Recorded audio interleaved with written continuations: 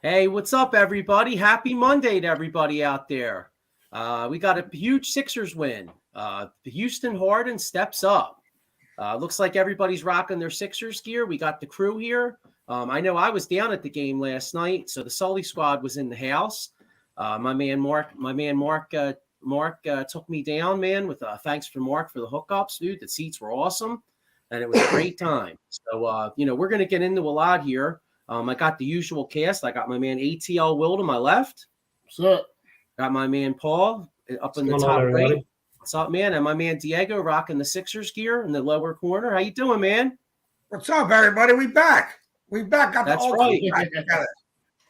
That's right. Yeah, we got the crew back together, man. We're missing my boy Kilrain, but he'll be back. I know he's he's got some family things going on with the girls softball and everything, But man, yeah, we got Euro Paul back.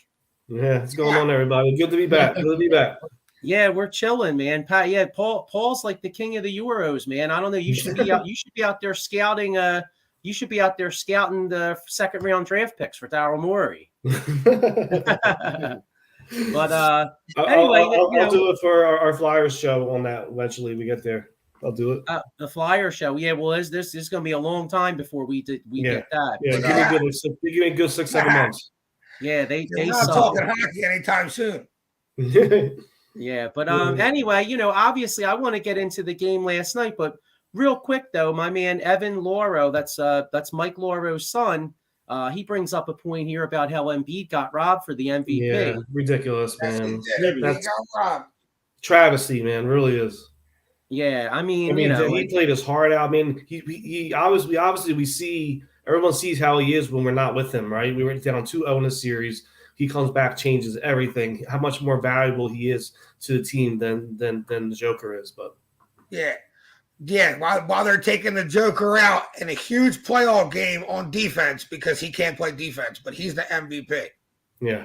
See what it is? They look too much at the value of the player too much, I believe, because I think they looking at it as Joker being the most valuable player for his team. Like he's getting it done with the very little bit of team he has. So I think that's the reason why they try to say that he's the MVP, but that's not fair, man. Like he got put out in the first round. He cannot do what he does. Like Embiid is the MVP of the league, not just the team. You know what I mean? He in day in and day out. His Joker coming in playing ball. You know what I mean? Can't look what he's doing now. Finger messed up, mask on. Look how he changed the complex of the game. Yeah, and he's the first center to win the scoring title too. In how long? Exactly. Like, come on, man. And Joker got it last year. Let somebody else do something. Yeah. Embiid led the team in scoring. His impact on defense much greater than Jokic's. He broke the NBA record for most 40 and 10 games in a season. There hasn't been a real center like that's dominated a game like that for that many games in a row since Shaq. You know what I mean? Like Joker comes in and he dominates, but he dominates in a different fashion. He's not beasting anybody on boards. He's not bodying anybody down in the post. Like he just plays a different fashion of basketball. And pretty much they're saying he rebounded and he assisted his way to an MVP. And to me, that's not what the MVP is. It's MVP is a player. So exactly. Yeah. I mean, I think these media guys, I don't think they watch the games. I think at the end of the season, when it's time to come for their vote, they've seen a couple games of Embiid, a couple games of the Joker. Then they just go look at the stats. And Joker stats look a little bit nicer. You know what I'm saying? Like 20, like 26, 10, and 8. They look a little nicer, but they're not He didn't miss the games either, right? Yeah. He didn't miss any games either, right? Joker, I don't know if he missed. I mean, I don't know if he missed any games, but I feel like Embiid missed like 14, right? Embiid played enough games to where that's not in the conversation. Yeah, you know what I mean? They making it in the conversation. They making it. It's just like when Jordan didn't win MVP and Carmelo got it. Remember? Well, they just got tired of giving it to Michael. That's what I'm saying. And it still was like, that's because I ain't won 72 games. I won 69. Carmelo won 72. So you give him the MVP? Come on, man. It's almost like the same thing. I agree, and I don't know.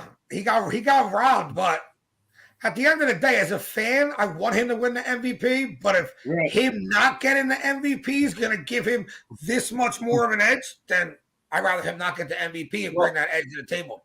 Well, speaking of that, Evan Lauro right here, he goes, "It's cool. Finals MVP sounds better."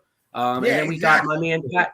We got my man Pat the Gobbler checking in. Hey fellas, what's up, man? How you doing? And also Mike Lauro from the Gobbler Show checking in. What's up, Pat? What's up, Mike? What's up, Mike? And then our man Chris Rapizzi, he says Embiid was even at the top of the key playing D last night. I was cracking up. I saw that too because it was cool because our seats were literally right like there. You know what I mean? Like right when that was happening. That's where our seats were. Right. So it was he gave Oladipo the business coming off of that pick. Yeah. They thought they were going to catch him. That's one thing about Embiid. You can't catch Embiid in no man's land. You know what I mean? Like if someone sets a pick and he gets into any matchup against any player, he moves his feet like a guard. Yeah. So like you think he got an angle on him, he just blocks his shit. Yep. Yeah. Well, let's. I was going to say, let's keep it real. I mean, obviously through the whole year, Embiid is the topic. But last night was about James Harden. Last night, that fourth quarter was like Houston James Harden. I mean, you want to talk about the Wells Fargo getting hyped. That might have been the loudest game that I personally was ever at the Wells Fargo. Like when Harden was hitting them step backs, that place was going insane. And then not only was he hitting the shot, but then he was running down the court talking shit. I mean, it was awesome, man. Yeah. Probably the loudest it's been since Iverson. You think so? That building used to get crazy loud when Iverson started taking over a game in the playoffs or something like that. Because he would hit like 16, 17 shots in a row. Right. Every possession was just AI. So like when a run would happen for that team, it was majority one player doing it. So like you're chanting dude's name, like it's a little different than when it's spread out through everybody. But yesterday, James Harden had that Iverson effect to where everything he put up went in. Yeah, I mean, it's different players stepping up too, right? The game before that was Maxey turning it over for us in the third quarter and fourth. Now it's James Harden. So we have so many people, players in our team that can take over at any given moment. So that's really a strong point for us going forward. Here's Mike Laura, except for the guy sleeping on the court side. That dude straight up pulled John Lee. I think that was Lee's uncle, believe it or not. I think. Yeah. That's the dude that owns the car dealership. Yeah, car dealership. Yeah. Yeah, you know what though? We thought Embiid needed Harden. And we thought Embiid needed Harden really bad. It seems like Harden needs Embiid to give him that spacing on the floor because he had his chance to take over in 2 games without Embiid and didn't really do anything. Kind of pooped the bed. But with Embiid, you see what Embiid does for Harden. Embiid if Harden was if he could bring 85% of Houston Harden back, him and Embiid would be completely unstoppable because you can't double both of them. Now, like what Chris said, Jimmy had an outstanding game. But what I couldn't understand is how does Embiid end up guarding Jimmy Butler all the time? How does that happen?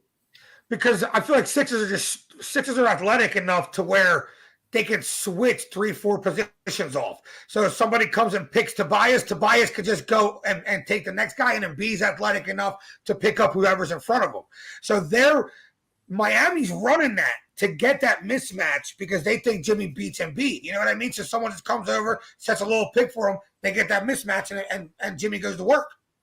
Well, you know what? I'll take that 40 from Butler, no problem, because no one else did do anything. Like we stopped everybody. Harrell didn't do nothing. It was bad from 3. Only people that got points was Butler and Abayo, and that was it. No one else did anything. So if Jimmy's gonna get 40, go ahead. If we can pull out the win like this, and no one else does anything else. I agree. Obviously, we stepped up the defense on Harrell too, which definitely need to do that. I was gonna say that's kind of where I'm coming from. Like I mean, don't get me wrong. I mean, like that is a concern because we don't have anybody that could deal with Jimmy. I mean, Danny Green can't guard him. He immediately gets and Danny Green. By the way, one of the really cool moments of last night, the crowd did a Danny chant. I don't know if you all heard that on the TV. No, I ain't hear that. Yeah, the whole crowd was chanting Danny because he props to Danny Green because the last 2 games he really stepped shot up. Lights out, yeah. He was dog shit. Game 3, he hit 7 3-pointers. Yeah. Right. Okay, he led our team in scoring. Yeah, that's and right. It's hard to shoot on the road, though. And you see that in the playoffs a lot. We got to do it, though, man. That's when champions step up. You know what? Danny Green's been making shots. I wouldn't be surprised he hit a huge shot in game 5 in Miami. You know what I mean? Like we shot 48.5% from 3 yesterday. It's crazy. Yeah, we need Harden to play that game on the road. And big on that on the road and whatever. If we haven't beat this whole entire series, we're up 3-1 right now. Yeah, exactly. Exactly, man. Yeah. Now, We the would have question won is, you think Harden gonna keep this up? No.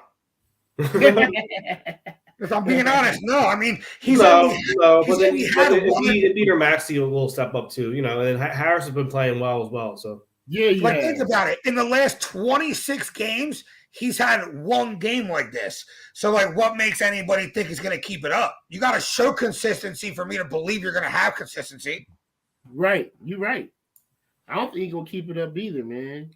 Yeah, it is James Harden. It is James Harden. And if a star like that gets into a slump and he finds his shot, like Steph Curry had a really bad slump this year where he was terrible right after he broke the record for 2 months. And then as soon as he found his shot, he found it. So James Harden had come into life yesterday, and now he's seeing the basket like an ocean. I'm not surprised he comes out and hits 6 threes again. I hope so. Yeah. Yeah, to answer Chris's question, Tobias Harris had 13. He was 6 out of 10. One, got foul trouble. What's that? Got in foul trouble last night. Well, he was in foul trouble, but I'll tell you what though, he had a big corner 3. I think in the 4th. He had 2 big plays in the 4th. One was a big corner 3 that I believe put us up by 7. I think at the time. And then of course. He had that big ass dunk that Maxey hit him on that great no look pass. That was a great play by Maxey. Yeah, and those were key plays. Yeah, Tobias Harris has showed up every single game this playoffs, and he's taken the challenge. He gets matched up on the best player on the other team 80% of the time.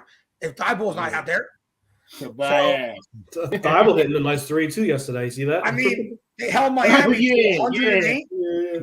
They held Miami. Everything must be going well. Thibault's hitting the 3. We got to do this on the road, man. Thibault's looked pretty good the last 2 games. Yeah. His defense. We got to do this tomorrow. Yeah. If we come out like this tomorrow, Yeah, well, I got to be honest with you guys. I actually think that getting into tomorrow, I actually think that we're going to win the next 2. I really do. I feel like we don't have an answer. What's that? We don't have an answer really with the beat in there, man. They really don't. Yeah, I mean, I feel like they got it. I feel like we have to keep the same game plan. Let Jimmy get his. I think that the way Miami's going to beat us is if Jimmy gets 19 to 22, but then Hero gets 20, and then that guy Stirs or whatever, he gets 15 to 20. You know what I'm saying? I always forget how to say his name. It's Strus, right? Yeah. And did you guys see that Duncan Robinson's agent's been talking shit? He tweeted something about a couple years ago today, Duncan Robinson had 7 threes, and Pat Riley don't like that shit, so he's probably going to be even more in the doghouse. Speaking of Pat Riley, y'all guys been watching the Winning with the Lakers? Yeah, it's great. Yeah, I love it.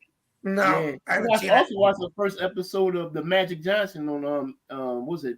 About Magic on Apple TV. Oh, I got to see that. I don't have Apple though. I don't have Apple TV. I might just get it just to watch that and then get rid of it. Yeah, it's a documentary, 4-part documentary series on Magic. It's on okay. Apple TV Plus. And you heard that what's his name? Jerry West trying to sue them. Yeah, I heard that. Yeah. Yeah, well, they do make Jerry West look bad on that show. Y'all guys been checking it out? No, I haven't seen it. No, I haven't seen Oh that. man. I see. I love it because like that. That's like our era. Like growing up, like those Lakers teams, like they were exciting as hell, man. Like the Lakers Celtics rivalry, and then like, I mean, I was a little too young because unfortunately, we both were too young for Sixers Lakers, like early 80s. Yeah. But that's what's so cool about that show though, because it goes into like the Magic's first year. I mean, even though it sucked for the Sixers, like Magic jumped center at the Spectrum. Like that's pretty cool. And they get into Kareem was an asshole. Yeah, I didn't know that. Yeah, neither did I. I had no idea. It was pretty cool. It was cool. Let's check it out, man. It was on my 10th episode now though. Yeah, well, last night was the last episode for the first year. Yeah. Oh, man, I'm behind though. I'm like on 7 right now. Oh, it's check it out. Good. It's good, and it's got a great cast too. Yeah, dude. Everybody's in that. Let's see. Chris Rapizzi's got a comment here. He says he's been riding with Harris all year. So many people have been bashing him. Chris, including me. You know what? I was one of them people. I was one of them people. He's playing well, man. Yeah, he just wasn't living up to his contract, man. But he's been playing well. He is now. Yeah, he is now. He's earning the way he's playing and the role he's playing on our team right now. He's earning every dollar of $40 million. Yeah. Agreed. And Mike Lauro says Jerry West was an asshole. Okay. Yeah, honestly, I got to keep it real. I don't really, other than him being the logo on the NBA and being a great NBA player, I only knew him as a really good general manager and a great player. I didn't really know anything about him. So, I mean, he could be an asshole. He could be cool. I have no clue, Yeah. But I'll take Mike's in the show. Yeah. Well, that's why Jerry West is possibly he's butthurt. And I saw something on YouTube or whatever that Kareem is actually he's pissed off at the show too because it kind of makes him look like a dick too. Well, he's talking on the Magic Johnson thing, documentary. Some of the stuff is true. Okay. So, he was admitting to some of the stuff, but, about how he had Magic was his rookie. Mm-hmm. How he had to give him the orange juice and all that. He said that all that stuff was true. Like, okay. Most of the stuff is true. So, yeah. Hey, you know what, though? There ain't nothing wrong with that, though. You know what? Sometimes, you get a guy coming in there. What's this say? Bus. Is that Bus was a whore? Yeah, he sure was. That's what's that dude, man. Hey, yo, I gotta keep it real. Yo, I love Jerry Bus. Man. That dude was living the life, wasn't he? Let me tell you. Hey, man, how many of us, you know what I mean? Being an older guy, like say what was he like in his late 40s, early 50s or whatever, and he's divorced and he's got tons of coin. Yeah. Hey man, if I was in that boat, I could see payings for some girls' colleges. You know what I mean? Jerry Bus. Jerry Bus. Up in the Playboy Mansion and all that. Oh yeah. Man. I mean, it's no wonder Magic got AIDS. I mean, Jesus Christ. I mean, think about it. Living in LA like that, he had like 4 or 5 at a time. You know what I'm saying? Yeah. It's crazy. Yeah. I hate Mike Lauro. He hated Kurt Rambis. Yeah, who did? Mike Lauro. Kurt Rambis. He hated Kurt Rambis. Yeah, you know why? The guy that was the most amazing guy from that Lakers team though. All those dudes were getting laid, and they were getting so much ass, right? Except for Michael Cooper. No, except AC Green. AC Green was a noted virgin. Oh yeah, AC Green. Yeah, that's right. I'm getting them mixed up with Michael Cooper. And AC Green had that tight ass Jerry curl too back in the day. AC Green, like AC Green was like the epitome of like you watch Coming to America. Like you could have put AC Green on that Soul Glow John. Yeah, you know. Like, how you play with that though? Man? I don't know, man. I don't know, but there was Rambis was a nice little player though. He used to hustle and everything. Yeah, he did. But James Worthy was that dude though. A lot of people don't know that. Yeah, James Worthy was the man back then. He was. Well, obviously, I guess if that series goes longer, Worthy was like Finals MVP in '88. They don't beat the Pistons without Worthy. Right. I think Worthy had like 30-some points in Game 7. Yeah, Worthy was a sleeper. Jordan's picked Worthy to be on his team. If he was to do it again, he'll pick Worthy and Magic. Yeah. to be on his team. Yeah. Oh yeah. So sorry guys, us old heads start reminiscing about the 80s basketball. Man, I lose my train of thought, you know. It's all good. But so we got educators. I know, some of the young boys out there, they don't know about the Showtime, man. Showtime was exciting ball. Yeah. But anyway, so let's get into Game 5, because obviously Game 4, was Sixers. At one point it was getting nerve. I know I had a really tight sphincter when it was 87-85. Yeah. And I tell you, a guy that really stepped up in an unsung way was Niang. Niang hit a couple big shots last night, and one in particular, I believe we were only up 1. And Niang actually, instead of a 3, he actually drove and did a nice little like not a layup, but a short little shot. And I couldn't believe he made it. And I think that put us up 3, and then Tobias hit the 3. That was the main stretch right there. Yeah. He had to lay up. He had to lay up on Tyler Hero. He took Tyler Hero to the basket. See, in the first 2 games, they looked so old.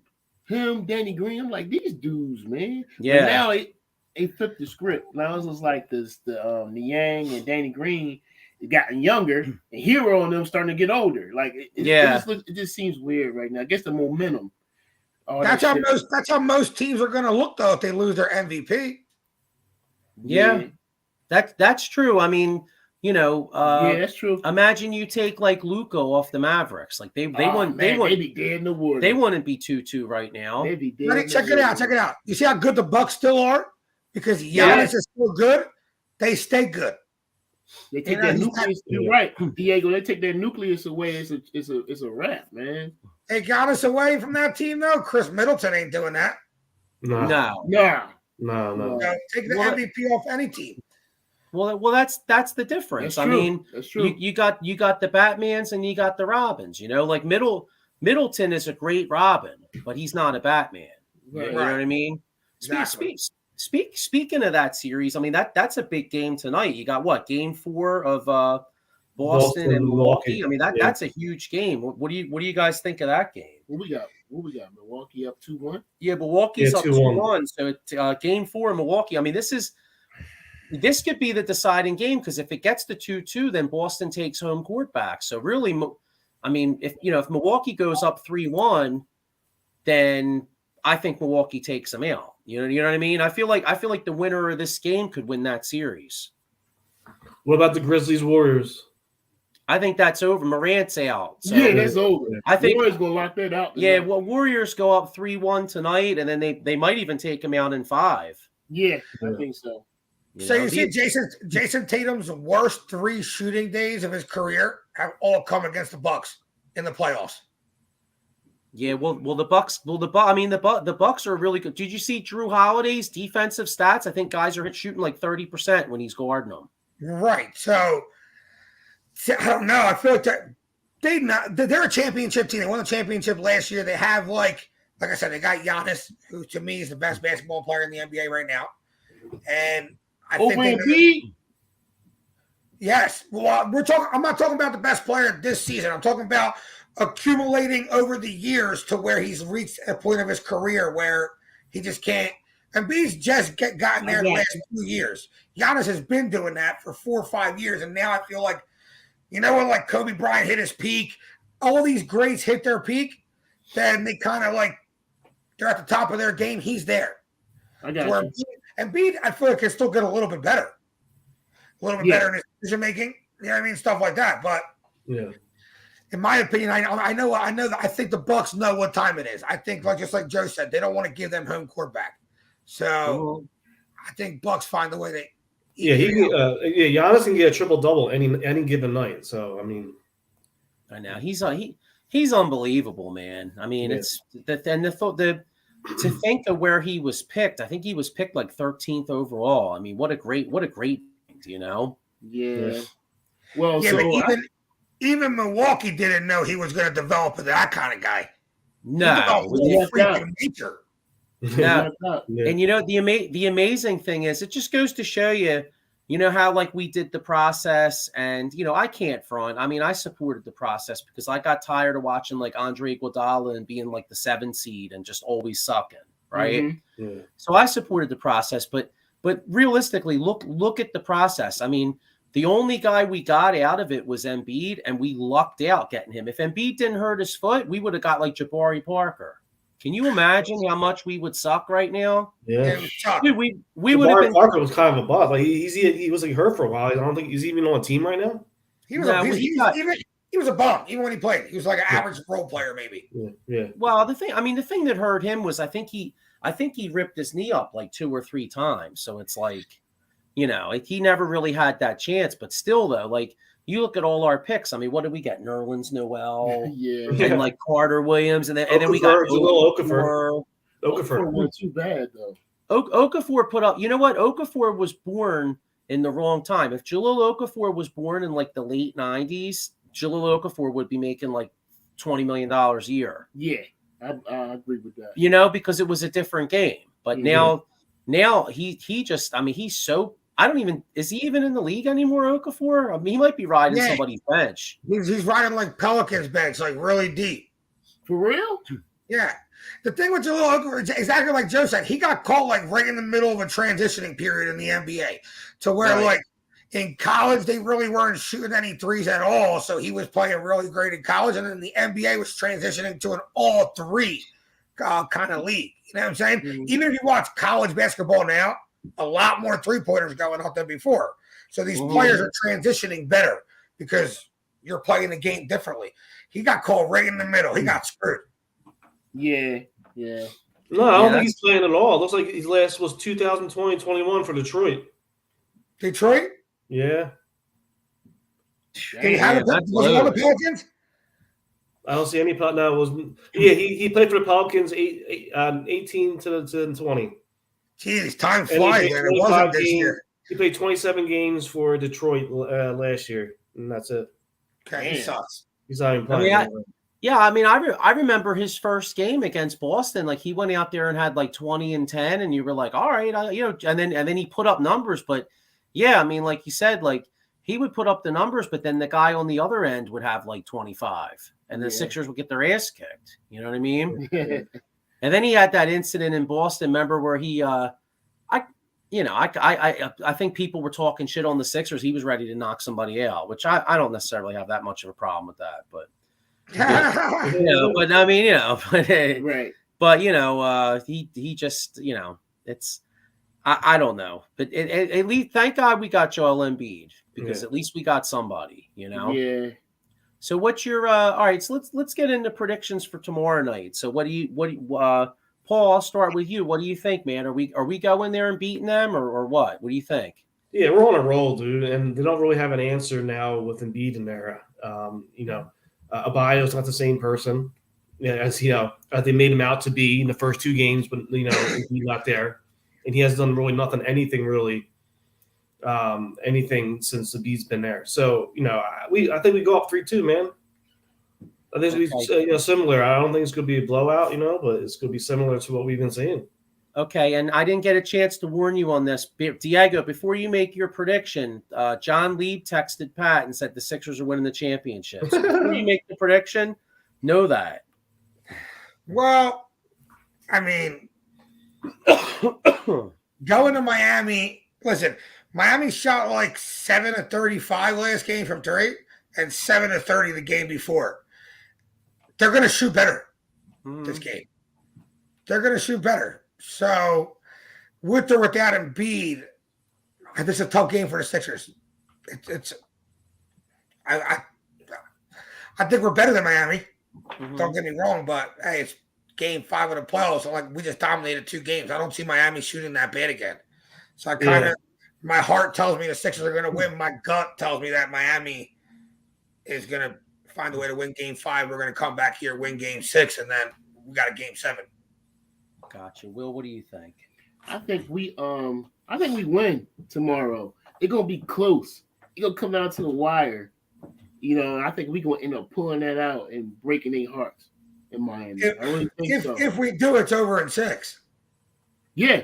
See, what it is, we gotta come out and hit them in the mouth early. Because for one, Miami fans don't show up until the 3rd quarter anyway. Right. You know what I mean? So we gotta do what we gotta do before the fans get there. Exactly. You're right. You know what I mean? So we got to come hit him out early. James got to come out there shooting. You know, Danny Green got to be shooting. You know, when B gonna get his. I think he's gonna be even better this series because he's still healing as the days go on. Yeah, he's getting better and better, man. Stronger and stronger. So and now he's a chip on his shoulder about not the MVP either. So he's gonna. Yeah, so he's gonna be. Hopefully he'll be pissed like how Jordan was. Like, okay, I didn't get the MVP, so let me get the championship MVP. Yeah. You know? Hopefully he's thinking that way. But we need some help. He's gonna need some help with that. But I think we pull that out tomorrow. Gonna be close though. Pull it out tomorrow by like 3 and break their hearts. Oh. Yeah. Plus the 2-0 at home on the home floor of the series. You know, I don't see them going 3-0 at home either. Right off the bat. So, who's that? Miami? Yeah, Miami's 2-0 at home. So now we're going back there. Yeah, actually, they're five. They're in the playoffs. They're 5-0 at home. They won all 3 against Atlanta, and Miami's never really seemed like. Even back when they had LeBron and all them cats, like I never really thought of Miami as like a real intimidating place to play. Like they're, you know what I mean? But Toronto, like, the last series, Toronto's a hard place to play. Them fans are loud, they're animated, they're like us. You know what I mean? Yeah, and we won 2 out of 3 up there. So I'm gonna make my prediction. Diego, what's that saying that we have? What's that thing where somebody goes to Rich and says, "Oh, you got paper hands," right? Yeah. All right. Well, what's the good one? Because I'm not wavering. I've said Sixers and 6 the whole time. What's the good saying? Yeah, that's diamond hands.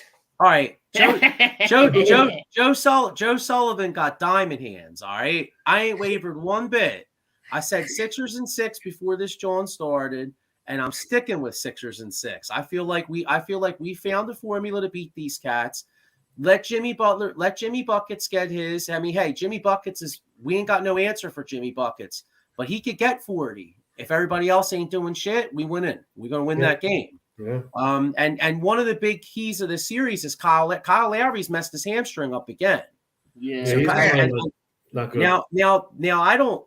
Now the funny thing is that he wasn't doing shit. So as crazy as it sounds, I actually think him being out might actually hurt us because he was kind of a detriment because he couldn't really do anything. Well, is he ruled out? I think he may try to play, but I think his status is up in the air. Because he continued I hope he does play. Game, yeah, he left and he came back, didn't he? Yeah. After he tweaked it in the game, he came back, finished the game. Yeah. Yeah, he's probably still not terrible. Yeah, he probably will play. Here, I'll look it up right now. But I thought I saw that his status was kind of up in the air. I mean, I'm sure he's going to gut it out because you could say a lot of things about Kyle Lowry, but he's a gamer. I mean, I do love the guy, to be honest with you. Yeah, Kyle Lowry's got grit. Yeah, he's gritty as hell. Yeah, he's going to try to play, I believe. Yeah, all right. It says right here, 59 minutes ago, Kyle Lowry hamstring, Dwayne Dedman non-injury COVID, Caleb Martin ankle, PJ Tucker calf, Max Strus hamstring, Gabe Vincent and Tyler Hero ankle are all listed as questionable. Well, all those guys are probably going to play. You think Dedman going to play? Well, Dedman might not, but who cares? He's a body though. Bring Dedman in, and Embiid will make him his bitch. I ain't worried about that. Yeah, but Dedman Dedman at least gives them a body when they take out a bio out. They don't even without Dedman, they don't have a body. They're small without Dedman. And this dude sitting out non-COVID illness, like back in the day, Pat Riley would have fired him. Like Chris Rock said, rub some tussin on that, John. Yeah. They got the Sixers minus 3.5 tomorrow. Sixers, really? They plus 3.5. I'm sorry, plus 3.5. Yeah, they come as underdogs, so they gonna cover. I'm taking Sixers. Diamond Hands is taking Sixers money line. Sixers money line, Diego. I hope you're right, Joe. That's right. I know, right? Sixers money line, man. We're winning, dude. We're going there tomorrow. We're winning Game 5. We're coming back here and we're closing these cats out in Game 6. Yep. See, if Harden comes out there, start shooting threes and making them, it's gonna be over early. Yeah. Jordan, if Harden starts a game like 3 for 3 from 3 and he's screaming and shit in Miami's building, then we're going to the Eastern Conference Finals. Yeah, yep, exactly. See, I think Harden is actually battling with himself. I That's agree. what I he think, did. I think it's a lot up here.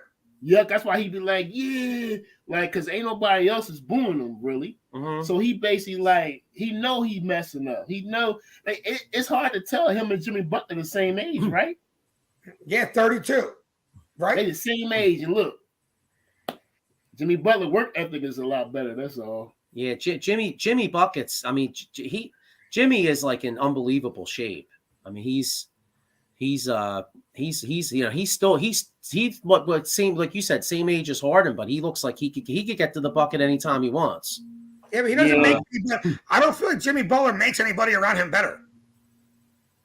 Nah, he's not that kind of player. No, he plays defense. He plays hard defense, and he can score. But besides that, he's not really a leader. He's hard to like. You know what I mean? Everywhere he's not really a leader. He's not a great passer. He's not a great shooter. You know. But I mean, Jimmy Butler's just a dog. Like he started from the bottom.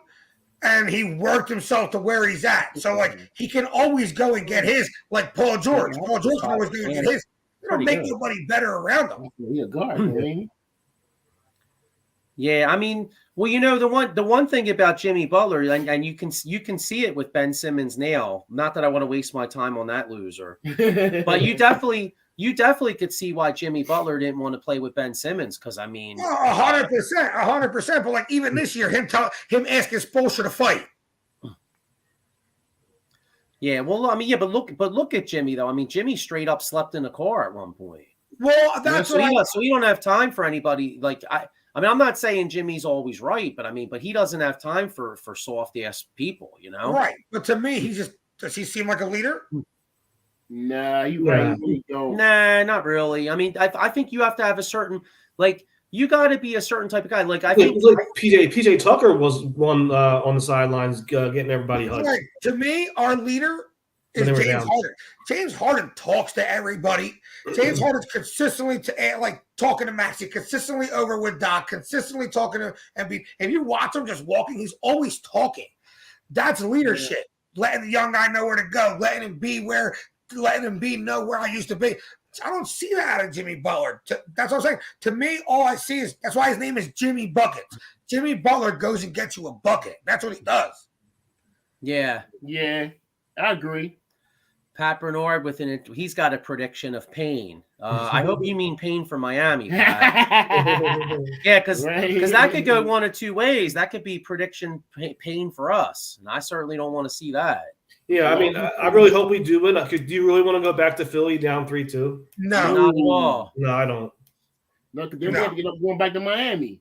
Yeah, we got then we had a must-win situation. Yeah, because we come to Philly and it backs against the walls. You know what I mean? Right. So this is a must-win for us. Yeah, exactly. Then you're under a lot of pressure. You come back here for Game 6. Yeah. Right. Yeah. Just don't F around. Go down there tomorrow night. Keep playing Take care well. of business. Take them out. No strip clubs tonight. What's that? No strip clubs tonight. Yeah, I know. Well, that's Miami's home court advantage. It's not the fans. It's they got all that booty down there. So you Go get yourself a nice dinner. You know what I'm saying? It sounds like I'll let you know. Everything's open in Miami till like 7:00 in the morning, so they can do whatever they want after the game. You know what I'm saying? Real quick. After the game, we out. After the game, have fun, get that W, throw some ones, do what you got to do. It sounds like we're going to do. It was good. That was a Game 7 in Miami. It sounds like we're going to Sully Squad to do a live show down there. What do you think? Oh, man, I'd love to do a live show down there. Yeah, that would be dope. Yeah, man. Oh, God, that'd be awesome. I know, right? Doc Rivers, we might get Pat to sponsor us to send us down there. Yeah, Pat. Yeah, come on, Pat. Let's talk, Pat. Yeah. Have your people contact my people, you know? Yeah.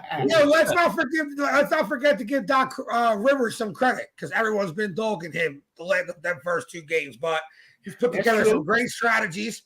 You know what I mean? And I feel like he put everybody in position to be successful the last couple games. I agree, especially on defense. Especially on defense, right? Yeah. Yeah. Yeah, they found a way to disrupt Hero too. Like he shot 3 for 12 yesterday. So I tell you what, though, Tyler here is the kind of player. Every time the ball goes up, my brain tells me it's good. I'm like, I know, man. I know. It's scary. He's scary. Good. Damn. And he misses. I'm like, thank God. But every time it goes up, it always looks nice. Yeah. Hey, Diego, I'm going to be honest with you guys. When James was shooting, I'm like, oh, no, come on, man. Pass the ball. Like, I'm thinking he's going to miss it because he's been missing. Yeah. Well, oh, my gosh, yeah. yesterday. Oh, okay. Yesterday, you're like, put it up, because you could feel that it was that kind of hard on yesterday. Where I was like, where he was throwing, I'm like, that's good. But the last 25 games, I'm like, dude, pass it, someone else. Yeah. You know what though? It's funny because Diego, like obviously, like I was saying this earlier today when we were talking at work, like it really is a make-miss league. Like you know how people say that and it gets on your nerves. But it really is true because, and again, I don't want to take anything away from I don't want to take a negative from the win last night because it was a great win. But one of the things that I was a little concerned about was in the fourth quarter, Sixers had a really hard time running their offense. Miami did a great job of keeping the ball from Embiid. And a lot of those possessions was hard and just basically dribbling the ball and making a shot. And it worked last night because he was on. But they do that again. If he's not on, we're taking an L. Ready? Did you guys notice anything about Harden yesterday? Like different from the first 3 games? No. He just seemed more confident. He didn't dribble for 10 seconds. He dribbled for about 2-3 seconds and made his decision quick to shoot the 3. It wasn't like dribble, trying to find a pass, dribble. Every shot he shot yesterday was within 4 seconds of him dribbling. You know what I mean? I feel like the first couple, the last 25 games, he dribbled for like 15 seconds. Yeah. And it's like, dude, you don't need that many dribbles to set somebody up. You need about 3 or 4. Put your step back on him, then put it up. Yesterday, even the Oladipo one, the dagger. You know the dagger? Real quick. Bang, bang, set Oladipo up. Oladipo even got a swat at the ball. He fumbled the ball and still got that shot all perfect. Hopefully he found his timing because it has a lot to do with timing. You dribble to 15 seconds. You're trying to make something happen with 9 seconds on the shot clock. You're going to feel rushed. Yeah. You go down, shoot, if you feeling confident, Harden, do your 2-3 dribbles, set the defender up, take him to the hole, or take your shot. We don't need you to go 15 seconds into the shot clock. Yeah. No, and Pat, we got into this earlier. Our thoughts on Embiid getting the snub. We all think it's bullshit. Not that Jokic isn't a deserving. I mean, Jokic is a deserving player. I mean, I'm not going to say that Jokic is a scrub, but for Jokic to get it 2 years in a row over Embiid, like Jokic isn't. Even if you were a Jokic fan and you thought he deserved the MVP, for the fact that he wins 2 years in a row and Joel don't win once, that's bullshit. Jokic is a great offensive player. Let's be real. Jokic is a great offensive player. He plays absolutely no defense. And for you to be the most valuable player, you have to make an impact everywhere on the court. On both sides of the ball. Yeah. So, come on. You can't play half the court and tell me that's the MVP of the league. No, it ain't. He accomplished so much this year from leading the league in scoring as a center to all the 40-point in 10 games. And how much everyone sees how much he means to the team. Like we were down 0-2 hole. Look, we came right back with him back. So, I mean, it's a travesty in my eyes, but whatever. Yeah. Jokic's numbers look nice. Does anybody remember any memorable games where Jokic just took over 45 points? The other team had no answer for him. It was all him, like Steph Curry does or Luka or Embiid. No. I haven't seen that. So where did Luka fall in? Like, I like Luka. Like, he wasn't in there. I think Giannis finished. I think Luka finished 4. Giannis finished 3, Embiid 2, Jokic 1. Right, and I would think that John Morant should be top 5 also. To me, Jokic is the 4th most valuable player out of them 4 guys. I agree. Luka's more important, still in the playoffs. Giannis more important, still in the Exactly. playoffs, and be more important, just saved our season in back-to-back games, us being down 0-2. Yeah. Exactly. Yep. Yeah. A lot of people trash Dr. J for saying that. Like Dr. J did say, he's like, they're gonna give it to Luka. A lot of people trash Doc for saying that, but he was right. He's like, Joel, my man, I'm gonna vote for him, but they're gonna end up giving it to Luka. You know what I mean? He said, Yeah. you know, and look what happened. Yeah. They did. Yeah. That's because you got I think a lot of these people that vote, they don't even want, like, the way I look at it, I go by what the players say, and it seems like a lot of the players were saying Embiid. Oh yeah. Even Jimmy Butler was like, Even KD was saying it. Listen, Yeah, like, Shaq and them was saying it. I heard two players say it was Embiid. Jimmy Butler said it, and Kevin Durant said it. Yeah. I heard 0 players say it for Jokic. So all it Even took was Shaq said it. Even Shaq said it. Even Shaq said it. Stephen A. said it. Kendrick Perkins, former basketball player, said it. Everyone that's come out and said he's robbed is everyone we see on TV and stuff. Well, the people that voted for him are them guys that get to stay behind the curtain. The media guys who just write stories for the Bleacher Report and write stories for these why do they get a vote? Every play, Right? they should run that through the NBA. Send 15 or 20 votes to every team. You can't vote for anybody on your squad, and whoever gets the most votes there is the MVP. Because what does I don't know, Max Kellerman know about who the MVP is? They don't play against these guys. No, I agree. That's what I think. I mean, like you said, or even former players like Shaq. Like Shaq rode Embiid's ass back in the past, but now Shaq's like, yo, Joel's the MVP. You know what I mean? Exactly. Like, all former basketball players, Kendrick, Shaq, Charles, they've all said Embiid's the MVP. Not one has been like, it's Jokic's. Not one. Yeah, they did, Rob. They stiffed him on that one, boy. Yeah, definitely. How does a center dominate from the 3-point line? I mean, I know Embiid shoots threes, but his domination comes from him getting the position inside, then facing. And he played defense. And he played defense. Then he blocks you like 3 times a game. And then he picks up a guard. Could you imagine Jokic trying to go one-on-one with Jimmy Butler or Oladipo?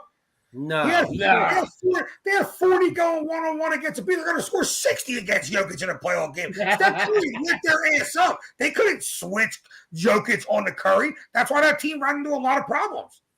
Yeah, that's why the only playoff games that Jokic is going to is Colorado Avalanche games. Yeah, exactly. Yeah.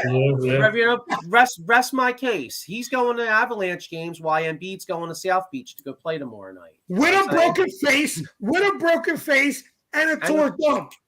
And stitches. Yeah. And while Jokic is all like perfect shape because he don't bang with nobody down low. Right. He don't be diving for no balls, and be diving for balls. And us as his fan, we're like, "What are you doing? Don't dive for that ball!" I know. Across the court. So who's really valuable? To me, Joker's great. Joker can get exposed. You can't expose Embiid anywhere on the court. Joker is valuable to his team, I believe. That's it. He's not the most valuable player. He's a very valuable player, but he's not the most valuable player. Right. Nah, you know what? Fuck Jokic. We got Pat here. He says, agree, Diego. Embiid dominates everywhere in the paint, on offense or defense, and can shoot from the perimeter. Then we got another comment. I get the Joker is carrying Denver on his back, but still Embiid is being overlooked for two years straight. Totally agree. That's pretty much what we're that's pretty much where we're at, you know what I mean? And so anyway, we made our predictions here. I mean, I think Diego, you're kind of on the fence. You pick Miami tomorrow? Yeah, I'm on. I think they're gonna shoot better than 7 for 35. If Sixers can have a good shooting night also, I think we can win, but I'm going to give Miami the edge tomorrow in Game 5.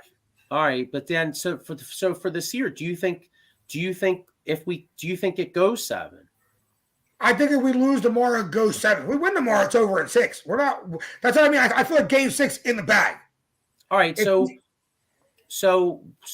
by the next time we do this show, are the Sixers in the Eastern Conference Finals, or are they home? they're in the Eastern Conference Finals. Thank God, because to be quite honest with you, if we're not in the Eastern Conference Finals, I don't know what the hell we're going to talk about. Well, we could come up with a few things, but the Phillies aren't exactly playing well right now.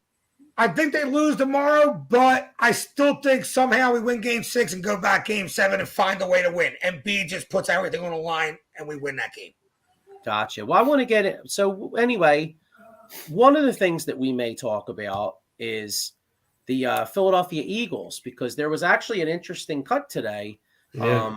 The Giants cut a corner because the Eagles, other than Slay, the Eagles have no corners at all. So what do you think? Do you think Howie Roseman may look into signing Bradbury? Or do you think he better, man. He better. I called his name out. Obviously, as soon as you see a name like that, we need a corner. You got to look at him. Do we have money to sign this guy?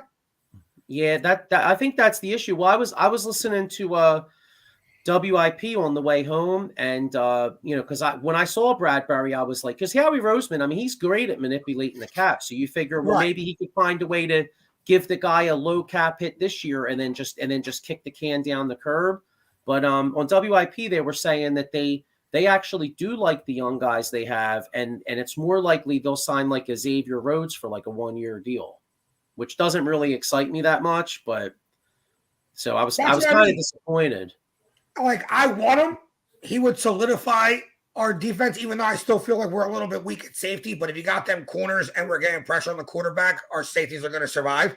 You know what I mean? But if you don't have the money for it, then I'm not even going to get excited about Bradbury because it's not going to happen.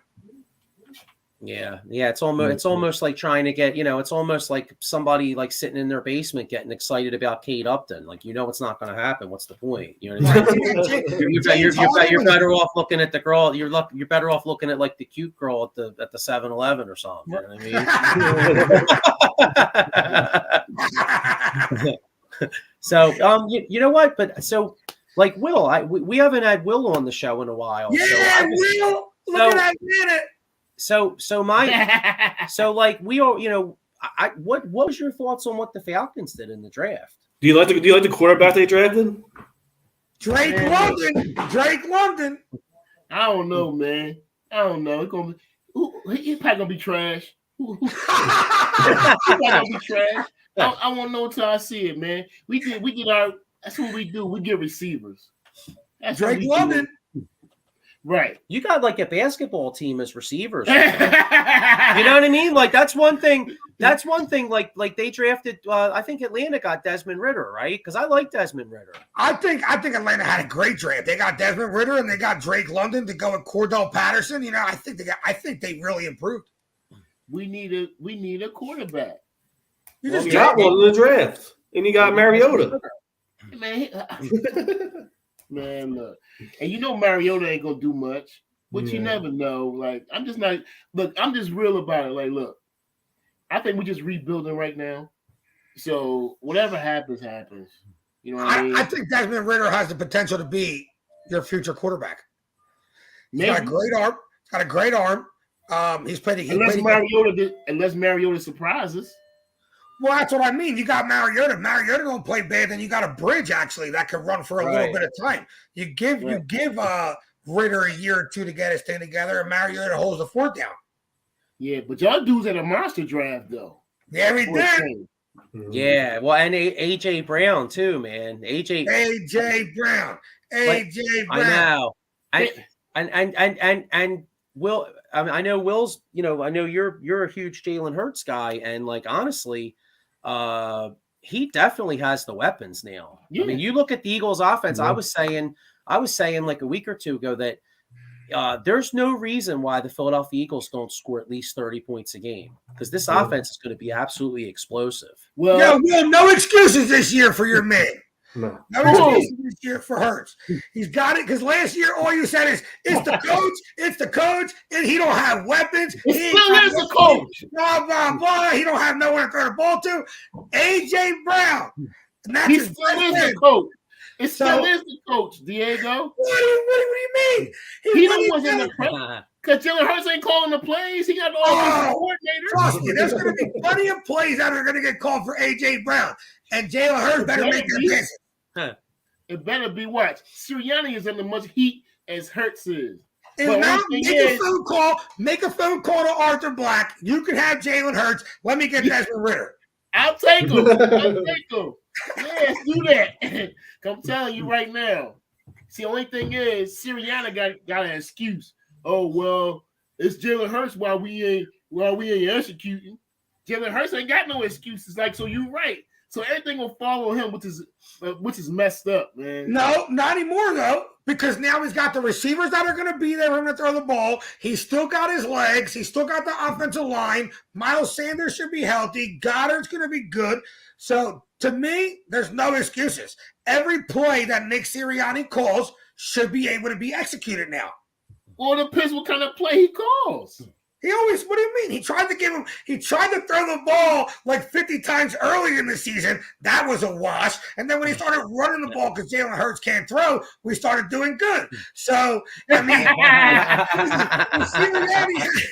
if Sirianni has to resort to running the ball like 45 times a game this year, we drafted a quarterback next year.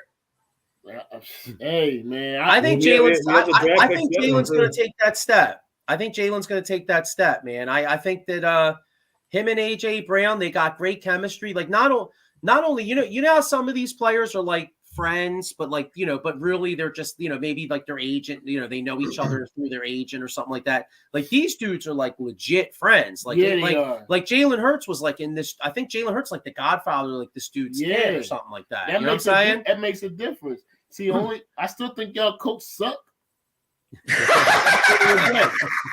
It's up to him, man.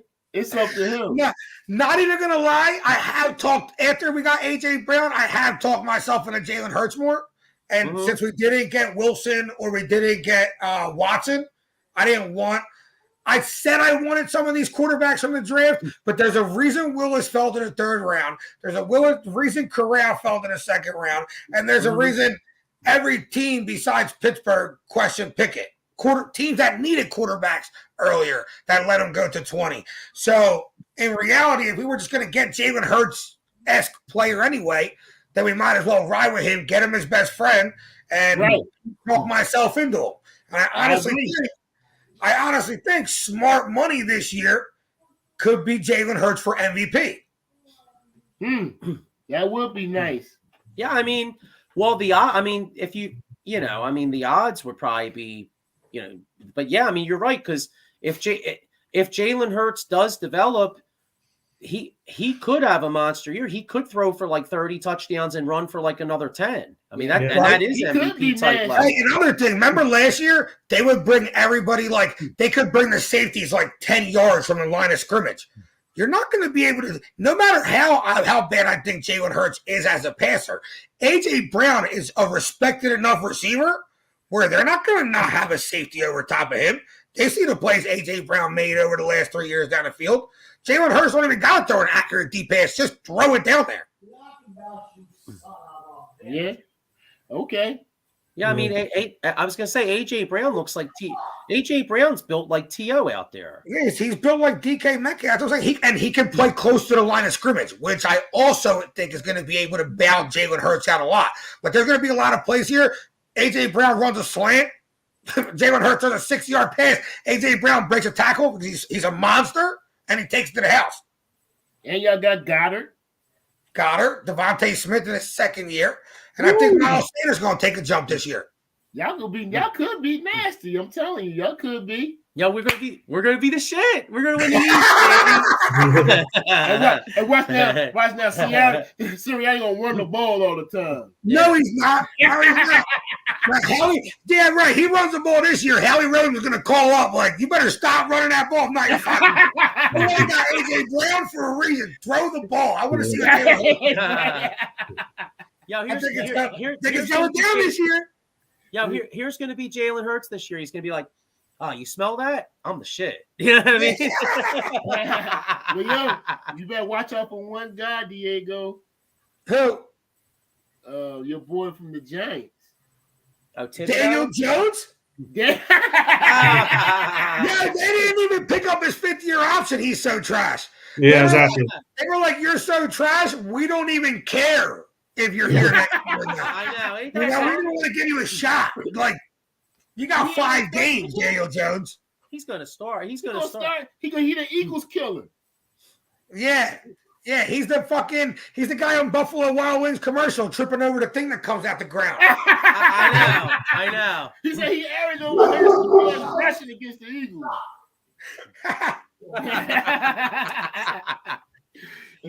Yeah, that's true. That is true. He is like a walking Buffalo Wild Wings commercial. He's like all ready to score a touchdown. All of a sudden, somebody pulls the jaw up, and he goes tripping. You know what I mean? I'll tell you what, though, Giants had a great draft. Yeah. He did. But if I was a Giants fan, I'd be super excited with that draft. You could have possibly got the next like Von Miller and Tyron Smith in this draft. Yeah. I know. That's a little scary. And then, Dallas, Dallas is still really talented. The one thing, the kid Dallas needed offensive line help. The kid they took in the first round looks like a mauler as a run blocker. But like they were saying on the draft coverage that like he's very handsy, he holds a lot and stuff. So hopefully, and the Eagles are really good on the defensive tackle. So hopefully, when we play them, that kid holds his balls off. Well, did they re-sign Michael Gallup? Yeah, I believe they did. Yeah. Okay, but they didn't re-sign Cooper, right? Cooper went to Cleveland. Yeah, okay, so maybe they went for a lineman like that. A runner that they can develop into a good pass blocker also, because they're going to run a lot this year with Ezekiel Elliott and Tony Jones and Tony guys. Tony Howard. Yeah. Well, what's funny. I don't know what Ezekiel Elliott's contract status is, but don't be surprised if they just run the shit out of him this year. And then they just get rid of him after this year. Exactly. You know what they're going to do? They're going to DeMarco Murray his ass. Remember Dallas with DeMarco Murray? He had that great year in 2014, and dumbass Chip Kelly went out there and signed him. And then Chip Kelly tried to run outside zone plays with the guy that runs north and south. Oh, y'all might get Zeke then. Yeah. We might get Zeke. I don't know. We don't have good. The Eagles have never had good luck signing former Cowboys. I feel like I remember we signed their kicker, Chris Bonial. He was like really good. Yeah. He was really good with Dallas. We signed him. He absolutely sucked. Yeah. And then of course DeMarco Murray. I mean, I don't really blame DeMarco Murray for that. I blame Chip a lot for that because Chip was trying to run him outside, and he was like an inside zone runner. Yeah, but I feel like DeMarco was kind of done. Well, yeah, I thought so too, but I think the following year he had a good year in Tennessee. He had a good year in the Eagles too. He wasn't too bad. Yeah, that's true. Well, it was Chip Kelly was his play calling sucked. The league caught up to Chip Kelly. Like he was great his first year and a half, and then all of a sudden it was like, okay, we got it. You run like 6 plays. Like his playbook was like Tecmo Super Bowl. Well, I feel like Chip Kelly was before his time. Like his spread offense, you know what I'm saying? Quarterback and shotgun, run 5 receivers. If you look at like all like the great offenses in the league now, that's what they run. Spread offense, 5 receivers, you know what I'm saying? Chip Kelly probably missed his time in the NFL. Like he was too early. And now everybody was like, Chip Kelly all he was doing was running it too fast. But he was just running a really fast spread offense. Yeah, hurry up offense and everything. Everybody's adapting it now. The Rams won a championship. And they go 5 wide all the time. Yeah. Yeah, that's true. I ain't got nothing for you there, But hey, man, you know what? I mean, we got a lot of we'll have a lot more time to talk some football. Real quick, I guess before we get out of here, any thoughts on the Phillies this weekend? I know.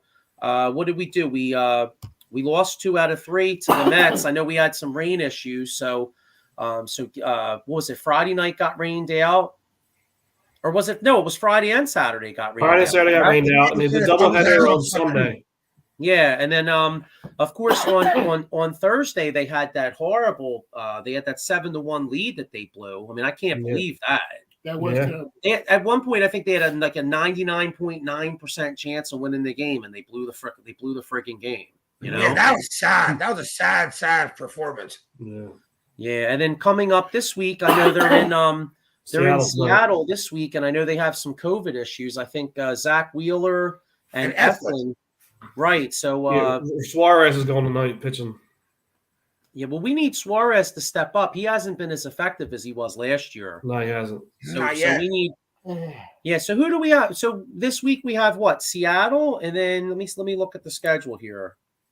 Let's see, Philly's schedule. I know we have Seattle now. Oh, we got the Dodgers too.